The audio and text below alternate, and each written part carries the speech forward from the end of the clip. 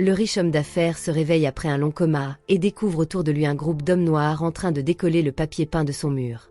En réalité, il s'est égaré sans le vouloir dans un quartier noir. Et sur son téléphone, les habitants viennent de découvrir qu'une somme de 15 millions de dollars vient d'y être déposée. Les hommes exigent qu'il leur transfère l'argent immédiatement. Mais le riche remarque qu'une nouvelle heure vient de commencer, ce qui signifie que sa géolocalisation est à nouveau activée. Il les supplie alors de le laisser partir, les prévenant que s'ils le retiennent, des tueurs à gages risquent d'arriver et que tout le monde y laissera sa peau. Les hommes ne le croient pas. Leur chef ordonne qu'on le frappe pour lui faire avouer comment transférer l'argent. Mais soudain, on frappe à la porte. Tous se tournent vers l'entrée. L'un d'eux s'approche pour ouvrir et reçoit une rafale de balles en pleine poitrine. C'est la panique totale. Le riche se réfugie dans la salle de bain et, à travers la porte entr'ouverte, il aperçoit le tueur, le même homme blond qu'il avait croisé plus tôt dans un bus. Armé d'une mitraillette, le tueur abat rapidement tous les hommes noirs. Puis il s'avance lentement vers la salle de bain. Le riche hurle. « Attends !» Les règles du jeu interdisent d'utiliser une arme à feu. Le tueur range alors son arme, sort un bâton électrique et dit calmement « Si je te tue avec ça, ce n'est pas une violation des règles. » Mais au moment où il s'apprête à frapper, une balle lui transperce la tête. C'est le chef des hommes noirs, à moitié mort, qui vient d'appuyer sur la gâchette. Le tueur et ses victimes s'effondrent ensemble. Le riche récupère une arme et parvient à s'échapper vivant. Il se rend ensuite à l'hôpital pour obtenir plus de médicaments destinés à soulager sa prétendue douleur due à un cancer. Mais l'infirmière, en consultant son dossier, le regarde avec étonnement. « Monsieur, ce médicament n'est qu'un simple anti-inflammatoire. » Surpris, il insiste. « C'est ici même que j'ai été diagnostiqué d'un cancer. » Mais l'infirmière ne trouve aucune trace de son dossier, ni même du médecin qui l'avait examiné. Peu à peu, il comprend. Il a été piégé. Furieux, il appelle le responsable du jeu. Celui-ci finit par lui avouer la vérité. Le riche n'a jamais eu de cancer. Il s'était simplement évanoui dans la rue après avoir été drogué. Le diagnostic à l'hôpital? Une mise en scène orchestrée. Même sa faillite financière n'était pas naturelle. Tout avait été manipulé par l'organisation derrière le jeu. Autrement dit, il n'avait pas choisi de participer à cette chasse à l'homme pour survivre. C'est le jeu qu'il avait choisi, depuis le début. Parce qu'il représentait une proie parfaite, riche, désespéré, influe. Aujourd'hui, il est trop tard pour se retirer. Sa femme, enceinte, a été kidnappée et sert d'otage. Le pari ne concerne plus seulement 24,5 millions de dollars, mais aussi la vie de sa femme. Décidé à ne plus fuir, le riche se rend dans une ancienne usine automobile qu'il possédait autrefois. Il allume les enseignes lumineuses sur le toit, comme un signal. « Je suis ici. Venez me chercher. » Les trois tueurs restant à court.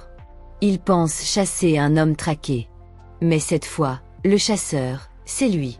Le premier à entrer, vêtu d'un manteau de cuir, se fait surprendre. Le riche le met en joue, mais l'homme esquive, désarme le riche et le plaque au sol. Le combat est brutal. Le riche, dans un sursaut, le repousse et appuie sur un levier. Une presse mécanique s'abat et écrase la main du tueur. Alors qu'il tente de fuir par une passerelle métallique, il chute lourdement. Quelqu'un s'approche, ramasse son arme. Mais ce n'est pas un ennemi, c'est son ami de longue date. Depuis ta disparition, je te cherche partout. J'ai vu la lumière de l'usine et je suis venu. Le riche, méfiant, recule. Et si c'était encore une ruse? Il exige que son ami lui rende son arme. Celui-ci lève le pistolet, vise derrière lui et tire. Une tueuse qui s'apprêtait à attaquer tombe raide morte. L'ami n'était pas un traître. Mais avant qu'il ait le temps d'expliquer, une balle le frappe. C'est le dernier tueur, vêtu d'un costume noir. Le riche emporte son ami blessé, ouvre une vanne d'essence, le carburant se répand partout. Il branche un câble électrique, provoque une énorme explosion et parvient à faire fuir le tueur. Il confie son ami à l'extérieur. « Reste là. L'explosion attirera la police. Tu seras sauvé. » Puis il repart, déterminé à sauver sa femme. Il retrouve sur le chemin un observateur, un employé chargé de suivre ses moindres faits et gestes pendant le jeu. Mais le riche avait déjà repéré cet espion.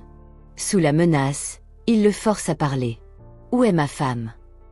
Dans l'immeuble inachevé, celui que vous aviez financé autrefois. Le riche s'y précipite, et en effet, sa femme est là, prisonnière. Il la libère, mais à ce moment, le tueur en costume surgit. Le riche tire ses 2 dernières balles, puis ordonne à sa femme de se cacher pendant qu'il attire le tueur sur le toit.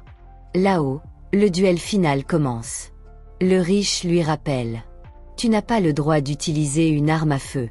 C'est contre les règles. » Le tueur range calmement son pistolet, sort un poinçon métallique et le pousse jusqu'au bord du vide. Il lève le bras pour le transpercer, puis s'arrête. Le jour se lève.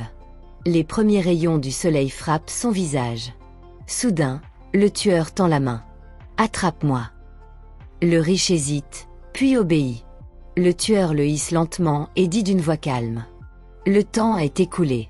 Tu as gagné. » Il lui tapote la main, tourne les talons et s'en va tranquillement, comme un homme ordinaire, presque bienveillant. La journée la plus terrifiante de sa vie s'achève enfin. Le riche, ruiné mais vivant, repart avec 24,5 millions de dollars et une seconde chance. Mais derrière cette victoire, la vérité est glaçante. Sur 1000 participants, 999 meurent. Le jeu continue, ailleurs. Le responsable a déjà quitté la ville. Et sur son bureau, une nouvelle fiche de candidature est ouverte. Le prochain candidat idéal vient d'être choisi.